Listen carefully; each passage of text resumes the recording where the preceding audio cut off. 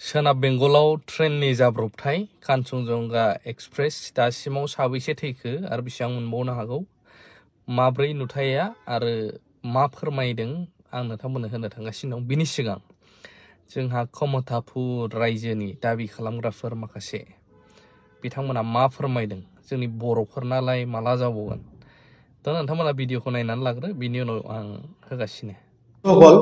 আজি ইতিমধ্যে আমি কমতাপুর স্টেট ডিমান্ড কমিটি যেটো নাকি উত্তৰবংগ আৰু অসমৰ 28টাকৈ দল সংগঠনে যেটো কমতাপুৰ স্টেট ডিমান্ড কমিটি গঠন হৈছিল এটা সময়ত কোচৰাজবংশী জনগোষ্ঠীৰ বিভিন্ন উত্তৰবংগই হওক অসমৰ হওক বিভিন্ন সমস্যাত যিখিনি আমি আদায় কৰিব লাগে বা কেনেকৈ আমি কোচৰাজবংশীৰ সমস্যাখিনি আমি কি পন্থাৰে গলে আমি কেনেকৈ আদায় কৰিব পাৰিম চৰকাৰী ফালৰ পৰা এই উদ্দেশ্য লৈ কমতাপুৰ স্টেট ডিমান্ড কমিটি গঠন হৈছিল। আজি কমতাপুৰ স্টেট ডিমান্ড কমিটিৰ এখন জৰুৰীভাৱে কাৰ্যনিৰ্বাহক সভা আজি গোসাইগাঁও প্ৰেছ ক্লাবত অনুষ্ঠিত কৰা হৈছে আৰু এই কাৰ্যনিৰ্বাহক সভাত নৰ্থ বেংগলৰ বিভিন্ন দল সংগঠন প্ৰেজেন্ট আছিল, অসমৰ বিভিন্ন দল সংগঠন প্ৰেজেন্ট আছিল, বিশেষকৈ আক্ৰাসুকে ধৰি সন্মিলনকে ধৰি 28টাকৈ দল সংগঠন নেতৃবৰ্গ ইয়াতে প্ৰেজেন্ট আছিল।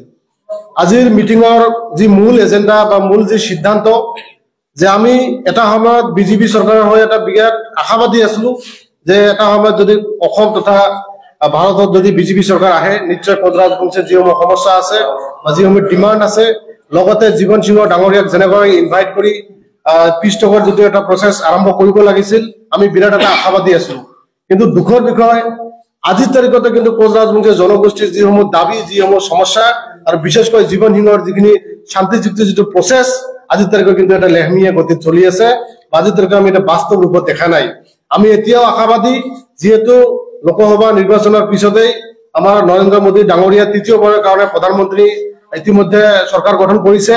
আমি আশাবাদী যে নিশ্চয় প্ৰধানমন্ত্ৰী ডাঙৰীয়া যিখিনি কোচৰাজবংশী জনগোষ্ঠীৰ যিখিনি জনজাতিকৰণৰ প্ৰসংগত যিখিনি নিজেই প্ৰতিশ্ৰুতি দি গৈছিল অসমত আহি আৰু কোচৰাজবংশী জনগোষ্ঠীৰ যিসমূহ মেইন ইছ্যু কমতাপুৰ ৰাজ্য আৰু অসমৰ যিসমূহ জনজাতিকৰণৰ প্ৰসংগটো আৰু বিশেষকৈ আমাৰ জীৱন সিংহ বা কেলৰ যিখিনি শান্তি চুক্তিৰ ওপৰত যিখিনি প্ৰতিশ্ৰুতি দিব লাগে বা যিখিনি ক্ৰাইটেৰিয়া ফলো কৰি কোচৰাজবংশী জনগোষ্ঠীৰ যিসমূহ দাবী সেইসমূহ ফুলফিল কৰিব লাগে নিশ্চয় আমি আশাবাদী। আৰু যদি নকৰে নিশ্চয় আমি যিকোনো পৰ্যায়ত বা যিকোনো সময়ত যিকোনো কাৰ্যসূচী লোৱাৰ কাৰণে সাজু আছো। আজি ইতিমধ্যে আমি বহুত কেইটা প্ৰস্তাৱ আমি সভাৰ সন্মতিক্ৰমে আমি গৃহীত কৰিছো যে কোচৰাজবংশী জনগোষ্ঠীৰ যিসমূহ বিশেষকৈ আমি দুখ আৰু পৰিতাপ এই কাৰণে ক'ব বিচাৰিছো যে আমি দেখিবলৈ পাইছো অসমত তথা ভাৰতত বিভিন্ন জাতি জনগোষ্ঠীৰ যিসমূহ এক্সট্ৰিমিষ্ট গ্ৰুপ আছিল বা এক্সট্ৰিমিষ্ট গ্ৰুপক যিসমূহে যেনেকৈ শান্তি চুক্তিৰ নামত আলোচনা কৰি ভাৰত চৰকাৰে বা অসম চৰকাৰে যেনেকৈ এটা সন্মান সূচক বা একটা পৰ্যায়লৈ লৈ গৈছিল চুক্তি কৰি লৈ গৈছিল কিন্তু এতিয়ালৈকে কোচৰাজবংশী জনগোষ্ঠীৰ বা যিসমূহ আমাৰ কেএলও আছিল কেএলও বৰ্তমান চেয়াৰমেন জীৱন সিংহ ডাঙৰীয়া যি ধৰণে পৃষ্ঠকৰ প্ৰচেছটো আগবাঢ়ি লৈ যাব লাগিছিল আজিৰ তাৰিখত কিন্তু আমি বাস্তৱত দেখা নাই। নিশ্চয় আমি যদি নকৰে যিহেতু 2026ত আমাৰ অসমত নিৰ্বাচন আহি আছে বিজেপি চৰকাৰ ভাবিছে নেকি যে কোচৰাজবংশী জনগোষ্ঠীক প্ৰতাৰণা কৰিলে আমি ইহঁতৰ মিঠা কথা কৈ ইহঁতৰ ভোটখিনি আদায় কৰিম কেতিয়াও সম্ভৱ নহয়। ইতিমধ্যে আমি কেএছডিসি যিটো কমিটি আছে আৰু অসমৰ যিসমূহ বুদ্ধিজীৱী মহল বিশেষকৈ আক্ৰাসুকে ধৰি কোচৰাজবংশী জনগোষ্ঠীৰ যিসমূহ দল সংগঠন আছে ইতিমধ্যে আমি একত্ৰিত হৈছো। আমি পলিটিক্যালি ভাৱে একত্ৰিত হৈছো, আমি বিবেক বিবেচনাত আমি একত্ৰিত হৈছো। আমাৰ মাজত যিমান কেইটা ভাগ থাকিব পাৰে আমি কিন্তু চিন্তা বিবেক বিবেচনা দেখি আছো। আমাৰ মূল কথা কোচৰাজবংশী জনগোষ্ঠীৰ জনজাতিকৰণ হ'ব লাগে আৰু পৃথক কমতাপুৰ ৰাজ্য ৰাজনীতিভাৱে আমাক সমাধান লাগে আৰু আমাৰ জীৱন সিংহৰ যিটো পৃষ্ঠপোষক প্ৰচেছ অতি সোনকালে মানে এইটো সমাধানৰ ক্ষেত্ৰত আগবাঢ়িব লাগে আৰু যদি নকৰে নিশ্চয় ইয়াৰ প্ৰত্যুত্তৰ দিয়া হ'ব। ইতিমধ্যে তো যোৱা অসমত যি ধৰণে বিজেপি চৰকাৰে আসন গ্ৰহণ কৰিব লাগিছিল এই ধৰণে কিন্তু এইবাৰ কিন্তু ইমান ধৰণে মানে পজিটিভলি পোৱা নাই। নিশ্চয় কোচৰাজবংশী জনগোষ্ঠীৰ যিসমূহ আবেগ অনুভূতি আছে যদি বাৰে খেলিব বিচাৰিছে নিশ্চয় ইয়াৰ প্ৰত্যুত্তৰ দিয়া হ'ব আৰু একেৰাহে আমি কোচৰাজবংশী জনগোষ্ঠীৰ বিভিন্ন সমস্যাক লৈ জীৱন সিংহৰ পৃষ্ঠপোষক যিখিনি আধৰুৱা বা যিখিনি মানে লেহেমীয়া গতিত আগবাঢ়ি আছে এই বিভিন্ন পৰ্যায় আলোচনা কৰি কিন্তু আমি কেএছডিসি এটা বৃহৎ আন্দোলন গঢ়ি তুলিম। খালি অসমতে নহয় আমাৰ উত্তৰবংগকে ধৰি অসমৰ লোৱাৰ আসামৰ পৰা উজনি অসমলৈ যিসমূহ আমাৰ কোচৰাজবংশী জনগোষ্ঠীৰ মানুহ আছে আমি গোটেই এটা ডিসকাস কৰি মানে কেনেকৈ এটা আমাৰ পজিটিভ ৰূপ দিব পাৰো কেনেকৈ কোচ ৰাজবংশী মানুহখিনিক একত্ৰিত কৰি আমাৰ যিসমূহ দাবী আছে আমি আদায় কৰিব পাৰোঁ। আমাৰ KSDC কমতাপুৰ ষ্টেট ডিমাণ্ড কমিটিৰ এখন সভা হৈ গ'ল। এইখন সভাত আমাৰ অমেন্দ্ৰ ৰায়ে প্ৰিচাইড অভাৰ কৰিলে।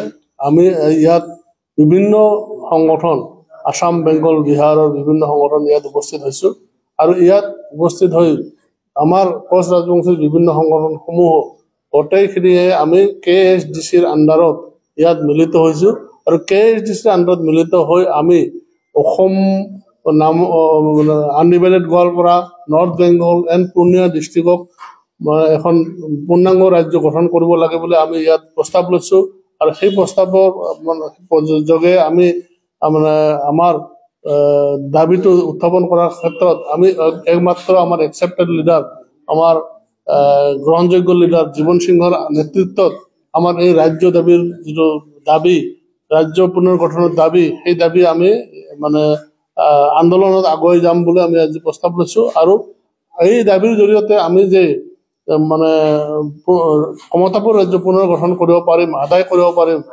ভাৰত চৰকাৰৰ পৰা, সেইটো আমি সংকল্প লৈছোঁ আৰু সেই সংকল্পৰ জৰিয়তে আমি ৰাজ্যখন পুনৰ গঠনত নিশ্চয় আমি মানে আদায় কৰি আমাৰ ৰাজ্যক আমি দিব পাৰিম। এই কথাটো আমি আজি নিশ্চিত হৈছোঁ, কিয়নো আজি গোটেইখিনি সংগঠনৰ মানুহ ইয়াত আহি একমুখে সকলোৱে দাবী কৰিছে, সকলোৱে সমৰ্থন কৰিছে যে আমাক কমতাপুৰ ৰাজ্য লাগে আৰু এই ৰাজ্যৰ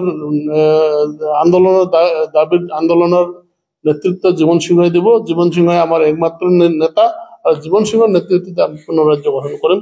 এই লৈ আজি যিটো আলোচনা, সেই আলোচনাত আমি সফল হৈছোঁ আৰু সংকল্প লৈছোঁ। আমি दानिया फैदो गुबै खौराङाव बोरैहाय मालगारिया बोरै हिट खालामनाय, बोरै जादों जाथाया, वेस्ट बेंगलनि ट्रेन एक्सिडेन्टआ नोंथांमोना देखायनि नायनानै लानो हागोन। अभी तक जो हिसाब है 5 हुआ है, ठीक है। और कितने लोग की मौत हुई है? 5 का मौत हुआ है अभी तक, ठीक है। इंजर्ड हुआ है? इंजर्ड अभी तक 25 to 30 nearly, but the injuries are not fatal. We have already rescued them with their luggages এবং এখানে আমরা हम लोग लोकल का एम्बुलेंस भी हम लोग अरेंज कर चुके हैं, ठीक है। वो जो पैसेंजर्स हैं हम लोग उन लोग को बाहर निकाल के एक यहाँ पे एक मदरसा में कैंप भी सेटअप किया है, वहाँ पे लेके जा रहे हैं और वहाँ से फिर आगे बस लेके एनजीपी तक लेके जा रहे हैं। कैसे हुआ था सर? इंसिडेंट कैसे हुआ था? इंसिडेंट पीछे से मालगाड़ी आके ये कांचनजंगा जो एक्सप्रेस है, मालदा कांचनजंगा एक्सप्रेस है, इसको पीछे से कॉलिशन हो गया, ठीक है। उसके बाद ही ये इंसिडेंट हुआ। या सर आपका मैं एडिशनल एसपी कशगंज दार्जिलिंग।